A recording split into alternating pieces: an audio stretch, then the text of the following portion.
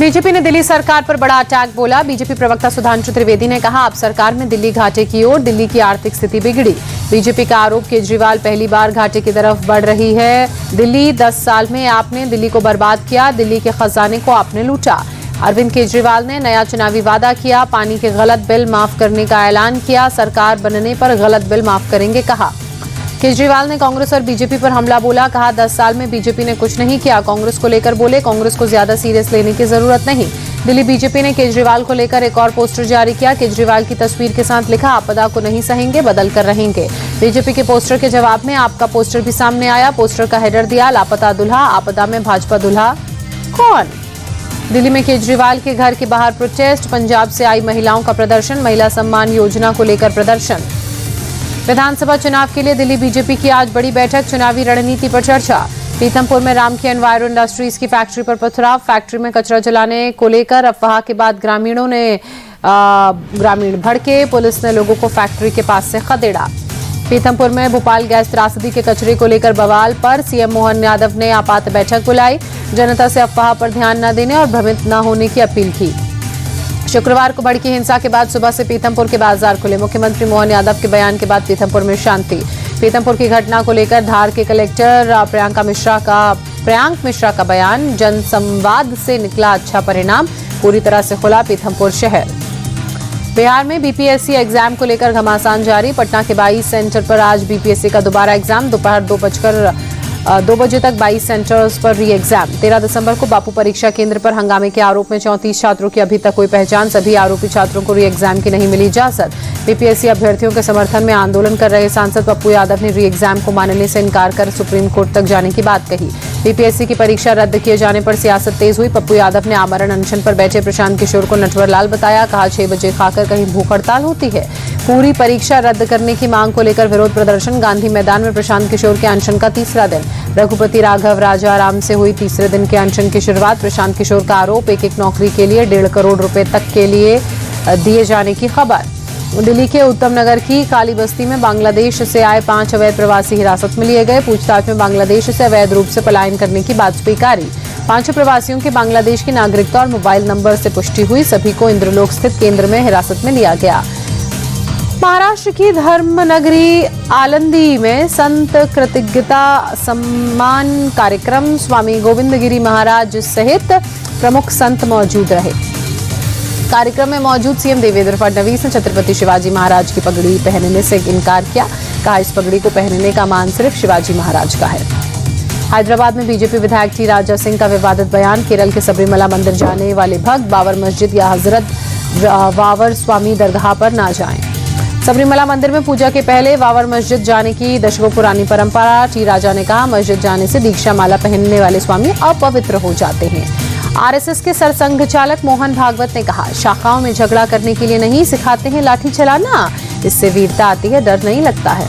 इंदौर में कार्यक्रम के दौरान मोहन भागवत ने कहा, संघ कोई काम प्रदर्शन के लिए नहीं करता, संघ काम करता है, इसलिए उसका प्रदर्शन होता है। मणिपुर में फिर भड़की हिंसा, कांगपो पकी में एसपी ऑफिस पर भीड़ ने हमला किया, गांव में बीएसएफ और सीआरपीएफ की लगातार तैनाती से नाराज लोग। डोडा में भद्रवाह पठानकोट एनएच को खोला गया, रास्ते पर जमी बर्फ बीआरओ ने हटाई। दिल्ली में रात से ही कोहरे के साथ शीतलहर, पालम में 7.5 डिग्री तापमान दर्ज किया गया। दिल्ली में इस मौसम का अब तक का सबसे घना कोहरा, रफी मार्ग पर विजिबिलिटी काफी लो। दिल्ली के बारापुला फ्लाईओवर पर भी जबरदस्त कोहरा, विजिबिलिटी 50 मीटर से भी कम। घने कोहरे के कारण दिल्ली से चलने वाली और दिल्ली आने वाली 49 ट्रेनें लेट, 10 ट्रेनों के समय को बदलाव किया गया। रात 11 बजे दिल्ली पहुंचने वाली वाराणसी वंदे भारत घंटों लेट, वंदे भारत का समय किया गया रिशेड्यूल। कोहरे की मार से हवाई सेवा बुरी तरह से प्रभावित, पालम सफदरजंग हिंडन अमृतसर और आगरा एयरपोर्ट पर विजिबिलिटी 0। दिल्ली में भीषण कोहरे के चलते सैकड़ों फ्लाइट्स लेट हुई, एयर इंडिया और इंडिगो में एडवाइजरी जारी की गई। दिल्ली के निर्माण विहार इलाके में घना कोहरा, ट्रैफिक की रफ्तार धीमी। दिल्ली के इंडिया गेट और जनपथ इलाके में घना कोहरा, विजिबिलिटी कम होने से धीमी हुई ट्रैफिक की रफ्तार। दिल्ली में शीतलहर और घने कोहरे के बीच भी बराबर जवान का जोश हाय, कर्तव्य पथ पर गणतंत्र दिवस के लिए रिहर्सल करते नजर आए। नोएडा से सटे इलाकों में भी घना कोहरा, दिल्ली के आसपास भी घना कोहरा, विजिबिलिटी कम होने से ट्रैफिक की रफ्तार धीमी हुई।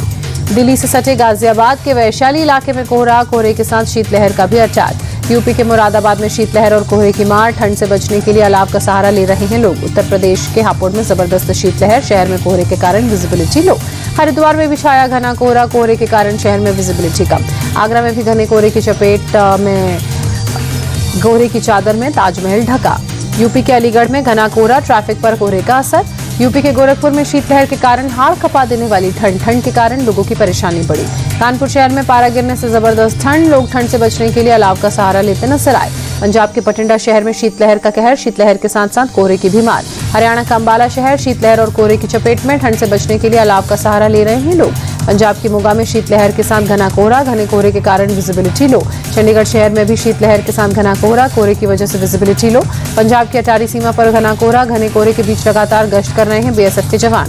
प्रयागराज में महाकुंभ मेले की तैयारियां जोरों पर, 13 जनवरी से 26 फरवरी तक चलेगा महाकुंभ। शिरडी में 9 दिनों के महोत्सव के दौरान उमड़ी भक्तों की भारी भीड़। क्रिसमस से लेकर 2 जनवरी तक करीब 8 लाख लोगों ने साईं बाबा के किए दर्शन, 16 करोड़ का चढ़ाया चढ़ावा।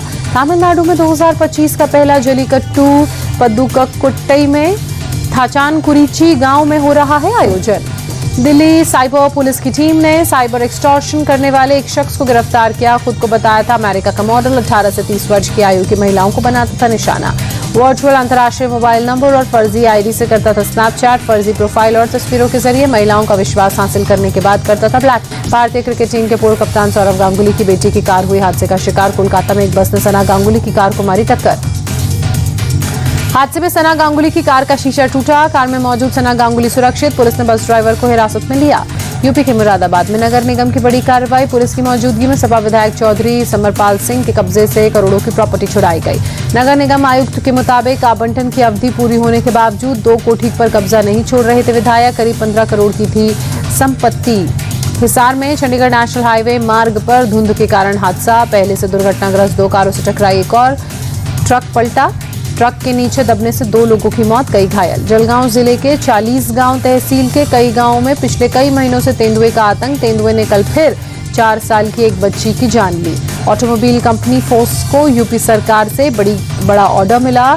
2429 एम्बुलेंसेस का मिला ऑर्डर। बड़ा ऑर्डर मिलने से कंपनी के शेयर्स में लंबी छलांग। 68 लाख पेंशन भोगियों को बड़ी सुविधा, किसी भी बैंक से कहीं भी निकाल सकेंगे पेंशन। ईपीएफओ की पहल से बड़ी राहत। टेस्ला की चीन में बिक्री 2024 में रिकॉर्ड ऊंचाई पर पहुंची।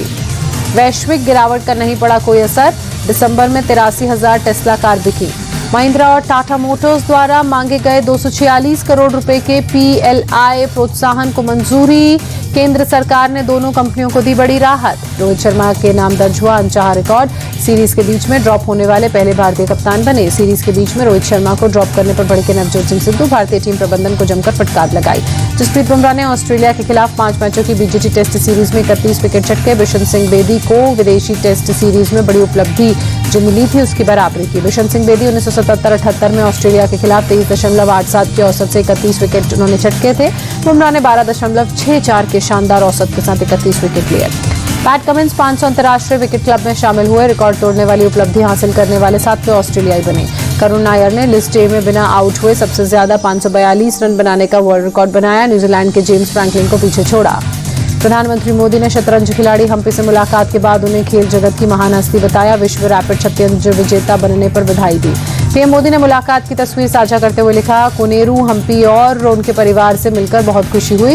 वो एक खेल आइकॉन हैं और खिलाड़ियों के लिए प्रेरणा का स्रोत भी। कोनेरू हम्पी ने पीएम मोदी का आभार जताया। लिखा, प्रधानमंत्री नरेंद्र मोदी से अपने परिवार के साथ मिलना मेरे लिए अविश्वसनीय सम्मान। टीम इंडिया के बल्लेबाज शेल्डन जैक्सन ने लिमिटेड ओवर क्रिकेट से संन्यास का ऐलान किया। सौराष्ट्र के लिए डोमेस्टिक क्रिकेट खेलते हैं शेल्डन जैक्सन। आईपीएल में केकेआर के लिए भी चुने जा चुके हैं।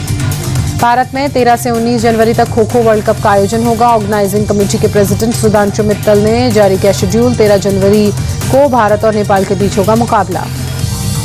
महिला और पुरुष वर्ग में 4 ग्रुप में बटे 20 देशों के बीच 90 मैचेस। 19 जनवरी को दोनों ही वर्गों का फाइनल मुकाबला। वर्ल्ड कप के मस्कट तेजस और तारा भी लॉन्च किए गए। लद्दाख में आइस हॉकी लीग के दूसरे सीजन का आयोजन आज से 13 जनवरी तक चलेगा हॉकी लीग।